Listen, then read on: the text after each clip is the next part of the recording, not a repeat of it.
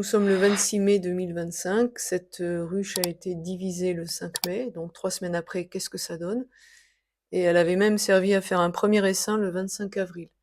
Voilà. Après le générique, je vous montre tout ça. À tout à l'heure.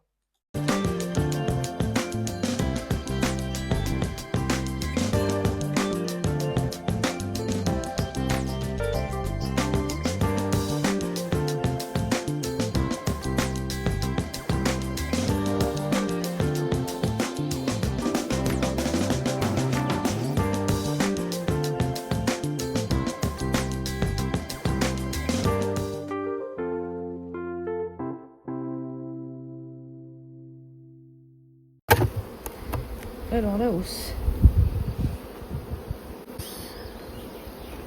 Il y a un petit peu. Bon, étant donné que j'ai pas mal ponctionné cette ruche pour faire des essaims, forcément, il n'y a pas autant de miel que dans certaines.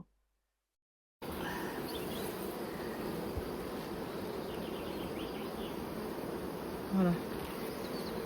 Ok, allez, on va voir en bas. Comportement, cellules, est-ce qu'il faut faire quelque chose?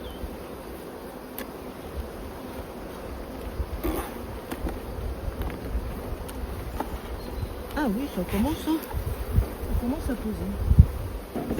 En effet. Alors ici.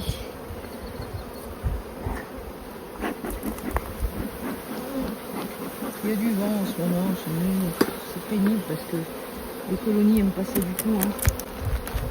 Du coup, c'est pas top pour bosser.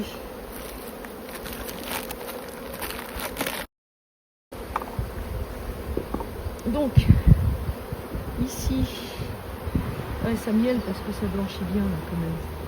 Bon, voilà. On va voir au milieu ce qui se passe. Est-ce que je vais voir la mémère aujourd'hui? Je ne sais pas. Là, il y a un beau cadre de couvain mêlé à du pollen, mêlé encore à du couvain ouvert. Enfin, c'est très, très mélangé. Et là, il y a peu de pollen, mais il y a des œufs. Des œufs de 3 jours. La mère était là il n'y a pas longtemps. Donc celui-là, je vais le reposer parce que il est ouvert. Je veux pas que les abeilles, que le couvain se refroidisse, même s'il fait doux. Hein, aujourd'hui, il fait assez beau. Mais il y a du vent. La dernière fois, comme j'avais pas de cadre à mâle, j'ai mis un cadre de hausse. Justement, ce sera pratique pour traiter varroa. Hein. On va attendre que celui-ci soit bien fermé. Et par contre, on a de la nourriture et un beau petit rond de pollen. C'est superbe. Donc celui-là aussi, je le remets parce qu'il va pas tenir debout sinon.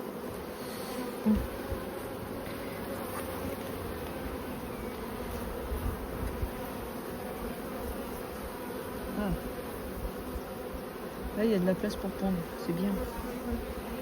Là, il y a de la place pour pondre. Et là, il y a des œufs. Donc ça, c'était du couvain naissant. Ok. Je suis là, quoi.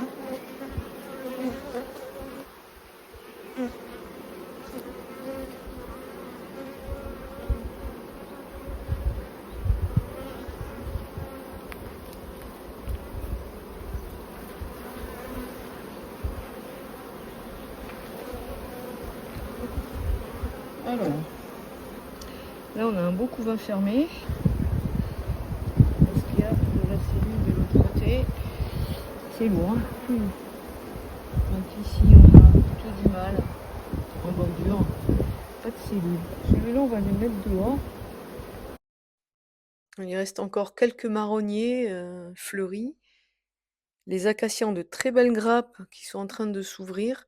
Et oui, on est en Lozère et ça s'ouvre bien tard chez nous. Et parfois d'ailleurs, l'acacia ne fleurit même pas puisqu'il gèle. Et puis il y a toutes les fleurs sauvages, bien sûr. C'est une reine de 2024. On voit la très belle dynamique de la colonie.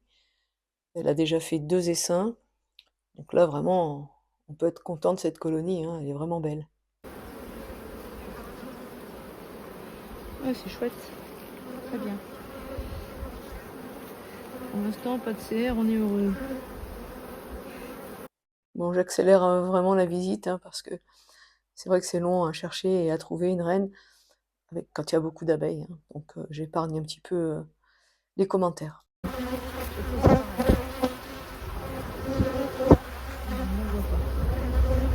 veux prendre un cadre pour aider une autre colonie. Je suis pas sûre de si... Ah, elle est là. Super. Alors, super.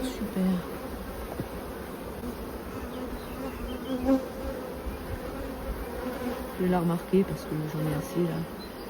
Voilà. Oh bah génial. Je vais pouvoir remettre les cadres à mon aise. C'est super.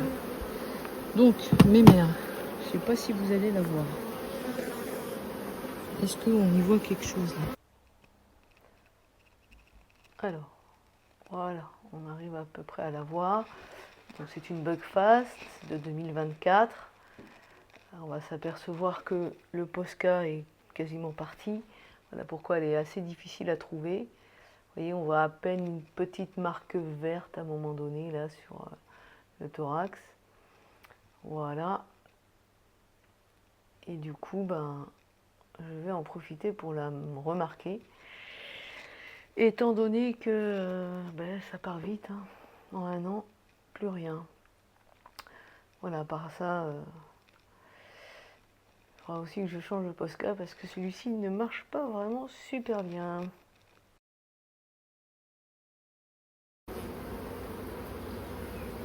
Je libère la mémé, elle est là. Hop.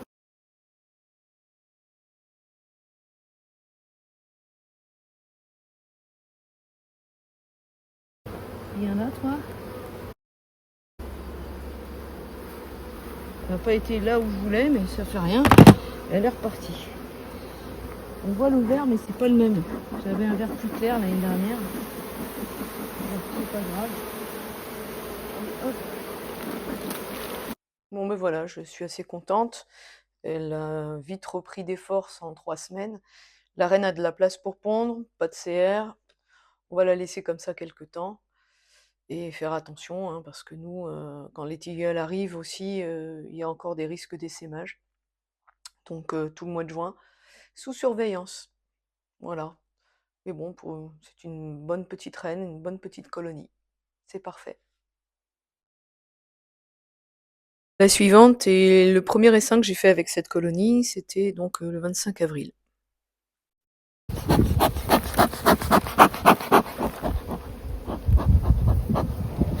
Je pense que celle-là, il faut que je l'enruche. Il va falloir peut-être que je fasse quelque chose là quand même. Alors cet essaim est sur 5 cadres, mais je vais quand même l'enrucher dans une ruche d'Adam 10 cadres, parce qu'il y a trop de travail en ce moment et ce sera fait. J'ai vérifié, il y a bien une mère, mais bon, je l'ai pas trouvée, je l'ai pas cherché. On va l'enrucher. Allez, je vais chercher. Voilà. Comme ça, ce sera fait. On n'en parlera plus. Je vais aller chercher un cadre de couvain fermé de la première ruche, ce qui lui permettra de s'étoffer un petit peu.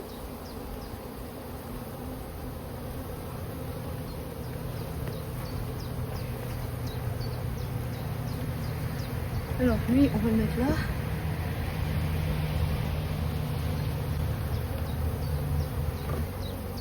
La partition chaude à la fin. Hop, ça, on va le mettre là.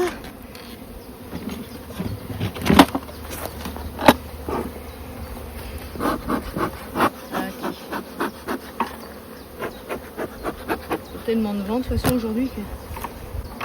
Hop, hop. Non, on va faire ça. Voilà, alors. Partition chaude.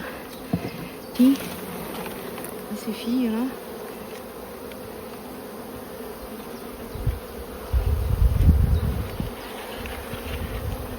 Hop.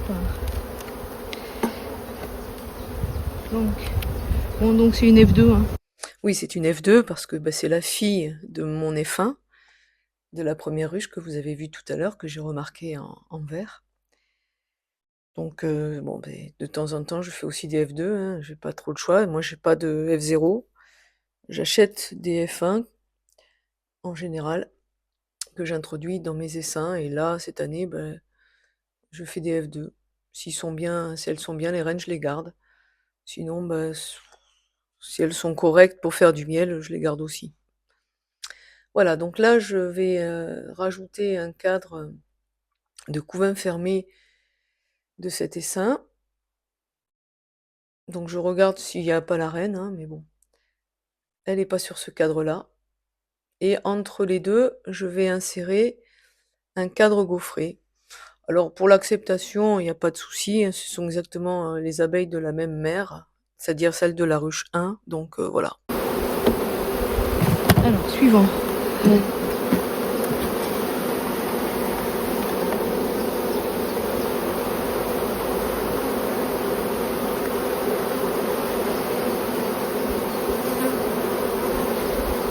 Suivant. C'est tout bâti, je l'avais donné la semaine dernière et c'est pondu. Donc de ce côté, en tout cas, c'est sûr que c'est pondu. Mais je ne la vois pas. Alors ce cadre, je l'avais introduit la semaine d'avant. Et il est déjà bien étiré et pondu, apparemment. Donc c'est super. Bonne petite reine.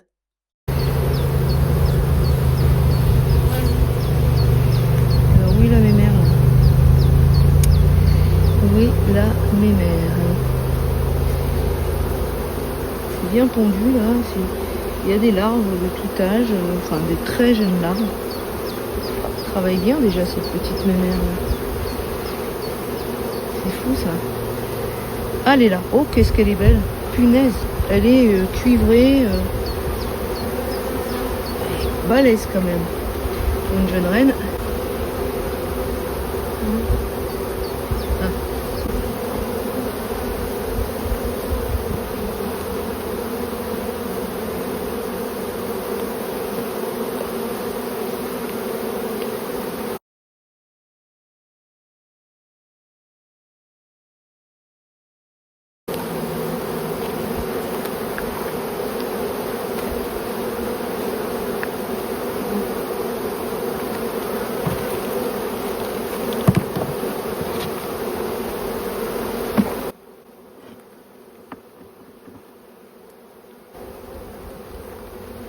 Donc là, on a 6 cadres avec des abeilles, du couvain, des réserves, et j'ai rajouté 2 cadres à bâtir, à construire, des cadres gaufrés. Voilà, donc je pousse un petit peu la partition. Il y a 2 partitions chaudes, une de chaque côté, et donc je rajoute un nouveau cadre. Ça évite comme ça d'avoir à revenir trop vite, et puis bon, en ce moment il fait assez beau maintenant, enfin assez doux, un peu de vent, mais il fait quand même assez beau. Je secoue quelques abeilles qui restaient dans la ruchette, et bien sûr je vais penser quand même à remettre la mère, maintenant qu'elle est marquée en bleu, hein, comme je le disais tout à l'heure.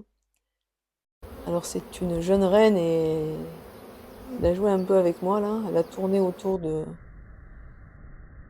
cet engin là. On la voit monter. J'ai eu du mal à la faire descendre. Mais bon, c'est un peu le jeu aussi, on veut pas non plus les abîmer, on veut pas les attraper n'importe comment. Et là je lui ai montré le chemin, mais elle a fait tout le tour avant de redescendre complètement. Voilà. Voilà, la reine est une bonne petite mère aussi, hein, qui a bien pondu. Je pense que c'est une colonie qui est prometteuse aussi. La suivante et la dernière que je vais vous présenter aujourd'hui est une ruche qui avait mal démarré, qui avait eu du mal à se relever d'un hiver un peu compliqué, qui manquait de nourriture en fait, mais qui, finalement, vous allez le voir, se débrouille très bien maintenant. Voilà.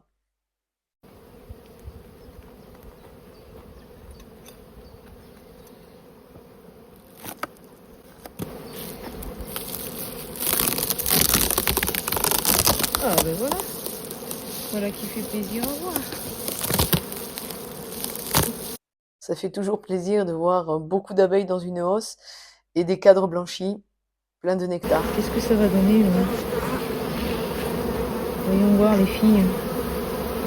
Vous êtes d'accord pour que je vérifie? En plus là c'est en mâle, donc il y en aura du miel. C'est cool. Mais bon, il n'y en a pas beaucoup encore dans celui-là.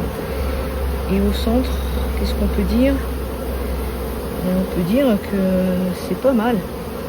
Ça commence à bien rentrer là, c'est bien. Bravo les fillettes. Vous êtes des belles travailleuses.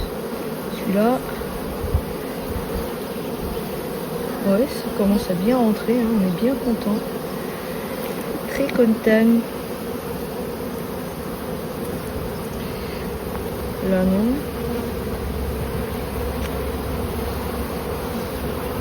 Et à peine, si quand même un petit peu. Bon, on va je vous peser tout ça pour voir. Bon, déjà la hausse elle est beaucoup plus lourde parce que c'est des vieilles hausses, c'est ça qui sont lourdes comme un âne. Ah punaise. Ouais donc ça va.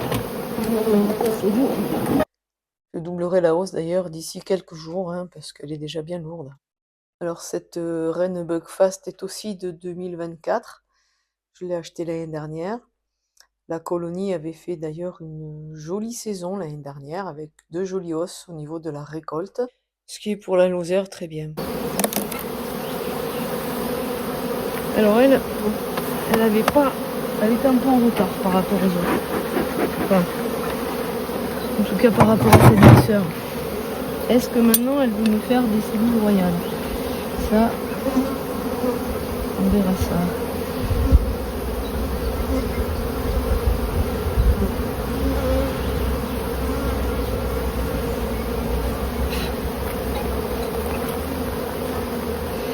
Allez, on va regarder déjà au fond s'il y a de la provision sur les côtés. Ah, il y a du mâle en tout cas. Il est bien pondu en mâle. S'il y a un peu de provision quand même. C'est lourd. Il y a ce qu'il faut, c'est surtout du pollen. Allez, go. Ah, qu'est-ce qu'on a là? Rien. Là, la mer, c'est pareil. Je la marque.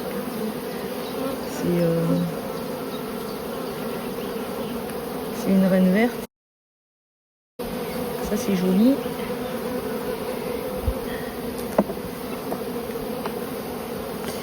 Ça ramasse, là, je vois qu'il y a du nectar un peu. Comment elle est, la mémère, déjà? C'est une rousse. Ou elle tire plus sur le noir? Je me rappelle pas. Je crois que c'est une rousse aussi. Mais... bon, là, c'est pas fondu. Hein. C'est l'huile non fondue. Hop.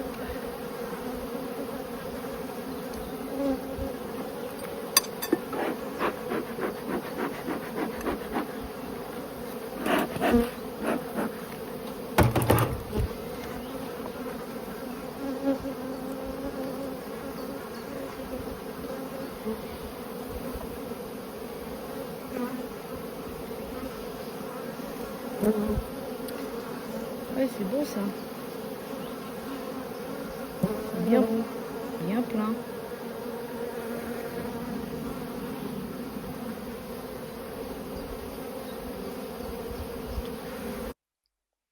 Voilà, hein, il faut bien vérifier les cellules royales, est-ce qu'il y en a des pondues? Enfin, ce sont des amusettes au départ, mais si elles sont pondues, ça devient des CR.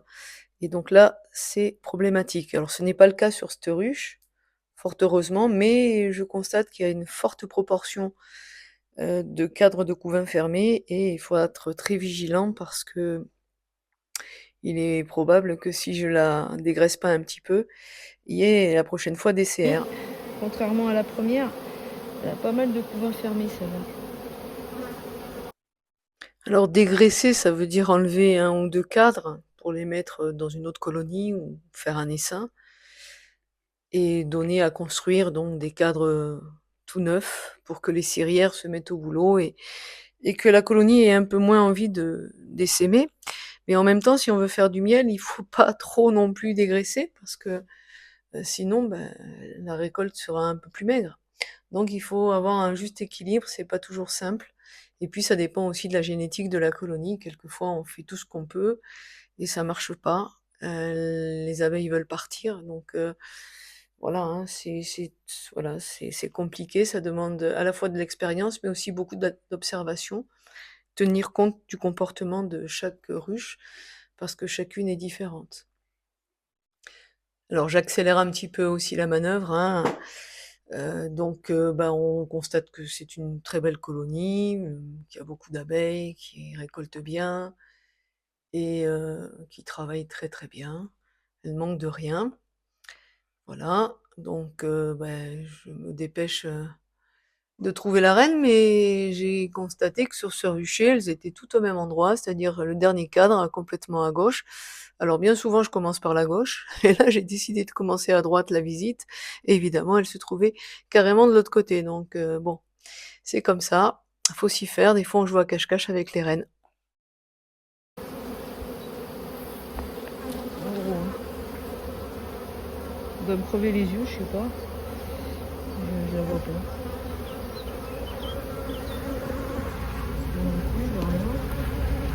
Ah si, elle est là. Quand même. Ça, c'est une responsable. Et le marquage, on ne voit plus des masses. Hein.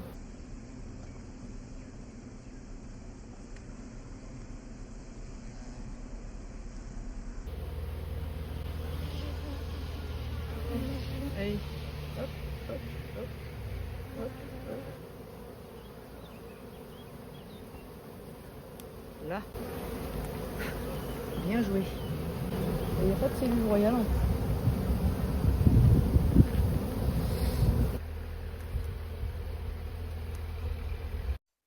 Alors là, l'image est un peu floue, hein.